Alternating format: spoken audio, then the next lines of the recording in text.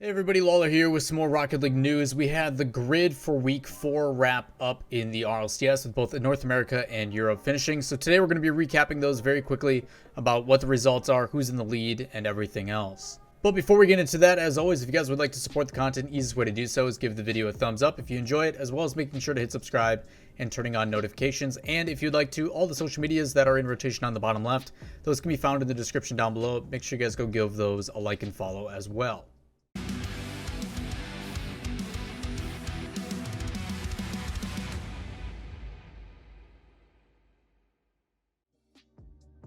Doing this in chronological order, we're going to start with Group A and B from European Grid, work our way down, and then through the playoff bracket to keep you guys up to date. The big ones that we're going to be focusing on is the semifinals and the qualifier matches. Otherwise, it is a lot to go through. Up first, we had Vitality versus Dignitas, where Vitality ended up winning 3-1. And then right below that, BDS versus Liquid. Big surprises from Liquid, bringing it all the way to 5. They've been having some hit and miss weeks, but able to go the distance against BDS. But BDS ends up winning ultimately, and then going to 5 is BDS versus Vitality, as you guys can see in the gameplay. This is a pretty exciting one. 2 OTs, BDS winning both of those to give them the nod. The first one being a minute 23 in game 1, and then another one exact same scoreline in game 5 to close it out. But a back and forth series is that it almost looked like BDS was going to get reverse swept, but they did manage to hold on. Jumping down, it's going to be Giants Gaming versus Monkeys. I did end up covering Monkeys like I do every week, but no onesie this time because it's been way too hot here in the Midwest. Giants Gaming looked really good, and even though it is a 3-1, it doesn't really tell the full story. With 2 of those games being 1-goal games and 1 of them going to OT. Monkeys did a pretty good job of bouncing back as they're trying to find their footing with Arju. And then on the lower side, we got Libertas and Solary, and I actually got this prediction right. I think Libertas has been doing a good job of qualifying. They ended up just qualifying in regionals as well, which we'll talk about later. But we ended up seeing Solary end up winning 3 in a row, with that last one being an OT. And a couple 1-goal games in there as well. All but one actually being 1-goal games. So shouts to Solary, who end up going on to play Giants. Giants versus Solary, I think a lot of people expected this result, with Giants continuing to show that they are a top team in Europe, possibly moving up in the power rankings this week. We'll have to deliberate about that one. But ultimately, Giants just outclassed Solary here, being the better team, and held Solary to 3 goals over the course of 4 games, while Giants had 9. So pretty solid performances from Giants. Your first 2 teams qualifying from Group A is going to be BDS and Giants. We then drop down to the lowers, where Team Liquid beats Dignitas again for the 2nd week in a row, and Monkeys ended up besting Libertas in a best of 5. Ended up going the full distance. That was a pretty exciting one. A lot of expectations of what Libertas is trying to accomplish, but Monkeys able to hold on with Arju. We then see Solary versus Liquid for the qualification match in the lower finals, where Team Liquid does look like they've started to find their form. They had a couple struggles with what they were trying to accomplish, with things being a little bit too forced, but they've seemed to have taken that to heart and have been doing a much better job of controlling the pace of the game, even though these games were close. 3 1-goal games again, except for game 3 and an OT to boot as well. So pretty exciting matches here between all the rosters.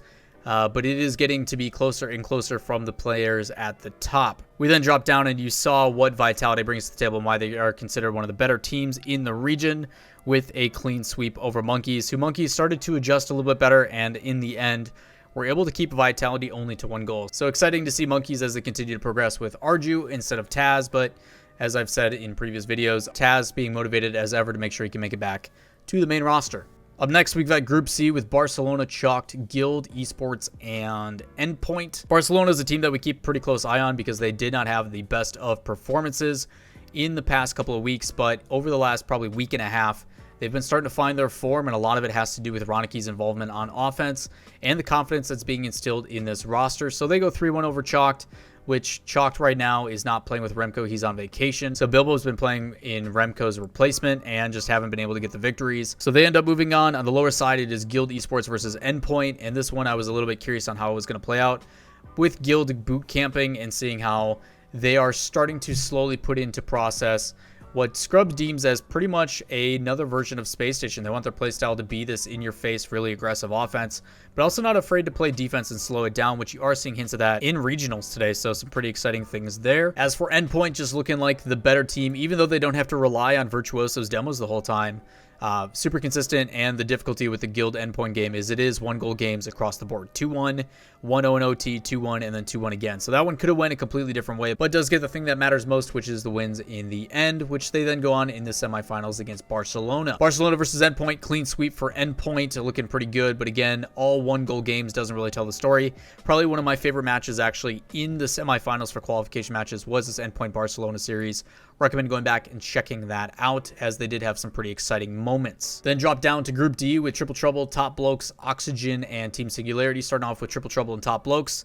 Top Blokes, a team that many people say I criminally underrate, but with their recent performances, it's kind of difficult to do. Luckily for them, they do have a very good week, and we will discuss that later as we progress in the bracket. But Top Blokes kind of had the hot hand today. So 3-1 over Triple Trouble. They move on to play against the winner of Oxygen and Singularity, where Oxygen and Singularity do end up going and playing a pretty close game, but Oxygen finally started to wake up after that first game OT, kicked them into overdrive where they end up winning 3-1, but then they fell against a brick wall of Top Blokes. The guys look absolutely dominant with Archie and the rest getting involved. Top Blokes ends up winning 3-1 over Oxygen. There is one OT in there, but convincing.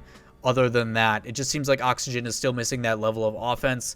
I don't know if it's Chazette's lack of offensive power or what's going on, but it still feels like Oxygen is trying to figure out what is happening. A little bit of a spoiler, they did fail to qualify for the regionals for a second time, so Oxygen is going to be taking a pretty big hit in the power rankings, even though they are a team that is very talented and continues to push ahead.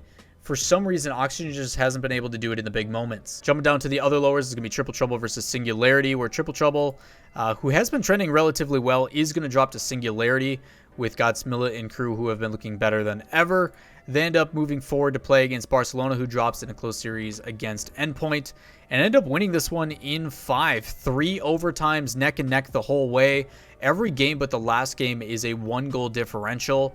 And with extra stoppage time, it's essentially like they played 6 or almost like a best of 7 here is what it feels like. And the crazy thing about this is Singularity ends up closing out both the first 2 overtimes, but the decider, the one that could have ended it all, Barcelona is able to hold on. So a pretty big series here for Barcelona. Credit to them for sticking with it and being able to show that merit, as they are the 4th team qualified. So a little bit different as we jump down into the playoffs, a little bit of a rule change if you guys haven't seen. All the teams that come from the upper bracket that qualify in the uppers and play a team from the lowers do get a 1-game advantage in the best of 7. What we ended up seeing in the previous weeks is that all the teams from the lower bracket ended up winning in these matches. So getting a nod, and in this circumstance in the first match of BDS versus Oxygen, it's a clean sweep. BDS does not get a single actual game. They get the 1-game advantage, but after that it's 4-3, 3-0, 3-0, and then 3-2 in OT. So that is a really big deal here for Oxygen to have that convincing of a result after dropping down to lowers against what I consider one of the best teams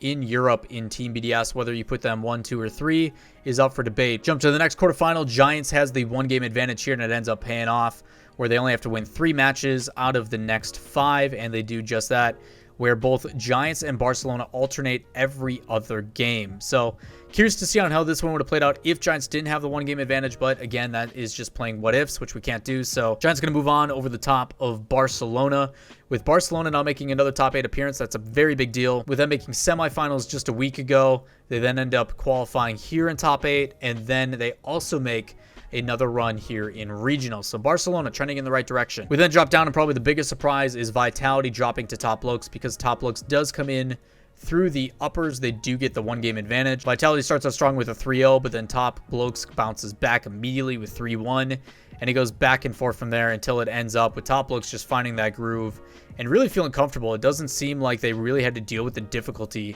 of Vitality. There's been a lot of focus on K-Dop and his impact as of late, and if it could be better or worse. But ultimately, I still consider Vitality one of the strongest teams, and a win here from Top Blokes showing that they can still compete with the big dogs is a big accomplishment. And the last quarterfinals is Endpoint versus Team Liquid, and Endpoint coming from the uppers does get the 1-game advantage. Not that it matters, as they do get a clean sweep over Liquid. Even though Liquid does seem like they're starting to get a little bit more consistent with the results in top 8 categories, they still seem to fall short and are not within, I would say, the upper echelon of the top 8. I still think at best they could be put like 6th or 7th, but it is much better from what results have been in the past, as they are starting to show a little bit of consistency, so credit to them. Endpoint looking solid until they go up against the next match. Continuing on with them in reverse order, we are going to go Top Lokes and Endpoint to add some break. And it is Top Lokes over the top of Endpoint. It just seems like Top Lokes is very quick to their feet and don't really have too much difficulty in dodging the demos and staying moving continuously. It's something that I think Shawzet is known for doing very well, where they are hard to demo. And when you take out that big emphasis of Virtuoso, you're essentially putting your team consistently 3v2 against the other team, because Virtuoso tends to put himself out of position and leaves the other two to defend for themselves. So Top Lokes does a good job. In Game 4, it looked like it might have swung the other way as Endpoint ends up getting a 5-0 win, but then Top Lokes comes back the next game and closes it out with a 5-0 victory of their own. Top Lokes then goes on and waits for the winner of Oxygen and Giants Gaming in the Grand Finals, which was probably my favorite match of the entire week. This one was absolutely back and forth. It was a complete battle and pretty much a bit of a slugfest. Some of these teams didn't really do that great of a job of holding possession, but what they did do is make it entertaining.